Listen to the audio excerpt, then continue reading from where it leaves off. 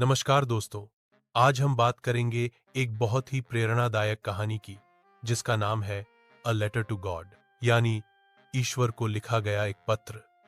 यह कहानी मैक्सिकन लेखक गैब्रियल गार्सिया मार्केज द्वारा लिखी गई है। यह कहानी हमें विश्वास, आशा और इंसानी दृढ़ता की ताकत के बारे में सिखाती है। कहानी एक छोटे से गांव में रहने वाले लोपेज परिवार के बारे में है।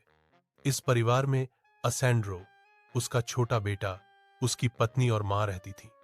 यह परिवार खेती करके अपना जीवन यापन करता था। उनके पास बहुत कम जमीन थी और उनका जीवन बहुत कठिनाइयों से भरा था, लेकिन वे अपने ईमानदार मेहनत और विश्वास के साथ खुश रहते थे। इस परिवार की सबसे बड़ी संपत्ति उनका आपसी प्रेम और ईश्वर पर अटूट विश्वास था। एक दिन गांव में गर्मी और सूखे का मौसम था। सूरज तेजी से चमक रहा था और लोग अपने खेतों में काम कर रहे थे। अचानक आकाश में बादल छा गए और भारी बारिश होने लगी। लेकिन यह बारिश उनके लिए खुशियों की बारिश नहीं थी, बल्कि उनकी फसल के लिए विनाशकारी थी।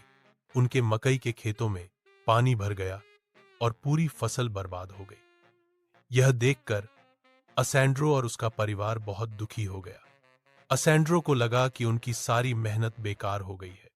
उन्होंने सोचा कि अब उनके पास न तो पैसे हैं और न ही खाने के लिए पर्याप्त फसल। वह बेहद निराश हो गया। लेकिन इस निराशा के बीच उसने एक साहसिक कदम उठाया।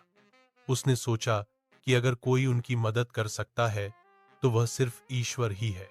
असेंड्रो ने अपने पत्थर के घर की दीवार पर बैठकर ईश्वर को एक पत्र लिखने का निर्णय लिया।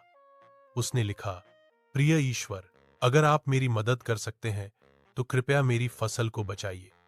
मेरा परिवार भूख से मरने वाला है। मैं जानता हूं कि आप सब कुछ कर